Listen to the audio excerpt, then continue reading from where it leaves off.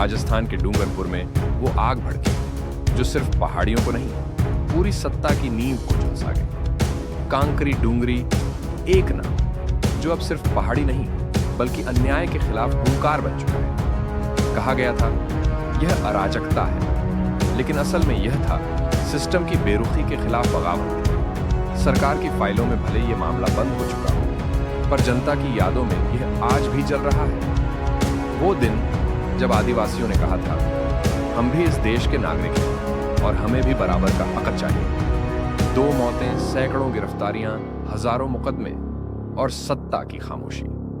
कांकरी डूंगरी सिर्फ आंदोलन नहीं था, वो था एक जन विस्फोट जहां बेरोजगारी, भेदभाव और अपमान ने मिलकर इतिहास रचा। आज हम उसी आंदोलन की परतें खोलेंगे कि आखिर सरकार ने क्या गलती की, कौन था जिम्मेदार और क्यों आज भी ये सवाल गूंजता है कांकरी डूंगरी में क्या हुआ था। साल था 2020।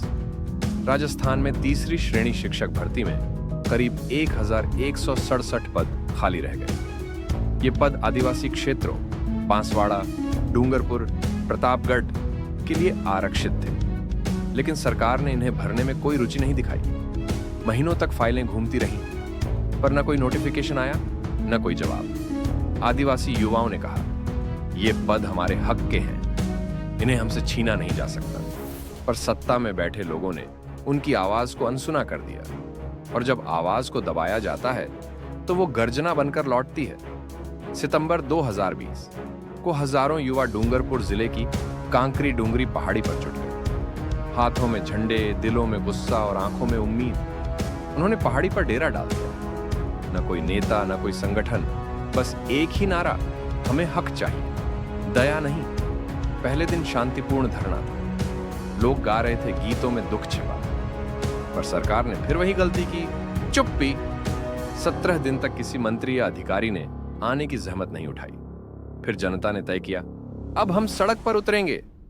24 सितंबर की सुबह हजारों लोग पहाड़ी से नीचे उतरे और NH 8 हाईवे की ओर बढ़े। पुलिस ने रास्ता रोका, लेकिन भीड़ ने कहा अब हमारी सुननी ही पड़ेगी। फिर शुरू हुआ टकराव, पत्थर चले, लाठियां चलीं, गोलियां चली, सरकारी बसें जलीं, सड़कें जाम हुई और पूरा डूंगरपुर आग में घिर गया। सरकार बोली यह हिंसा थी, लेकिन जनता ने कहा नहीं, ये न्याय की आखिरी चीख थी। इस आंदोलन में 2 लोगों की मौत हुई, एक पुलिस की गोली से, दूसरा आग में झुलसकर। 200 से ज्यादा लोग जेल भेजे गए और 4000 से अधिक नामों पर केस दर्ज हुए। गांवों में पुलिस का डर फैल गया।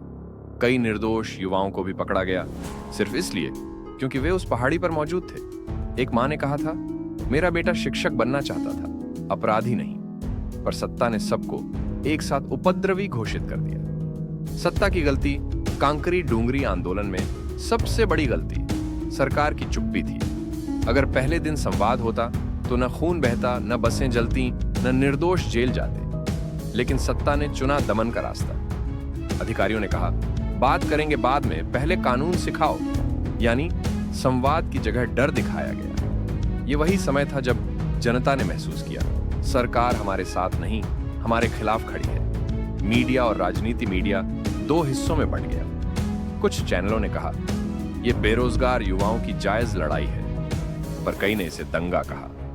विपक्ष बोला सरकार सो रही थी और जब जनता जागी तो उसे अपराधी बना दिया गया। सत्ता में बैठे लोग सफाई देने लगे, यह साजिश थी, कुछ उपद्रवी थे। पर जनता ने कहा अगर सुन लेते तो आग नहीं लगती। राजकुमार रौत की गरज, तभी संसद में गूंज उठी एक आवाज, राजकुमार रौत, बांसवाड़ा डूंगरपुर के सांसद। उन्होंने कहा कांकरी डूंगरी कोई अपराध नहीं था, यह आदिवासी समाज की पुकार थी। सरकार ने हमें सुना नहीं, हमें अपमानित किया। राजकुमार रौत ने मांग की जिन निर्दोषों पर झूठे केस हैं उन्हें मुक्त करो और उन युवाओं के सपनों को फिर से जिंदा करो जिनके भविष्य को आपने कुचल दिया। उनकी बात पर संसद सन्न रह गई, क्योंकि पहली बार सत्ता के गलियारों में आदिवासी दर्द की गूंज सुनाई दी। बीजेपी और विपक्ष की प्रतिक्रियाएं, विपक्ष ने साफ कहा यह आंदोलन सरकार की असफलता का परिणाम है। वहीं कुछ बीजेपी नेताओं ने भी माना अगर समय रहते बात होती तो हिंसा नहीं होती। पर असली सवाल अब भी वही है, कौन जिम्मेदार है उन 2 मौतों का? उन 4000 मुकदमों का, उन बेरोजगार सपनों का। आज की सच्चाई 5 साल बीत चुके हैं। कई केस अब भी अदालतों में लंबित हैं। कई युवक आज भी जेलों में हैं। सरकार कहती है जांच चल रही है, पर जनता पूछती है न्याय कब मिलेगा। राजकुमार रोत आज भी संसद में आवाज उठा रहे हैं, लेकिन जवाब अब भी वही पुराना है। देखेंगे, विचार करेंगे।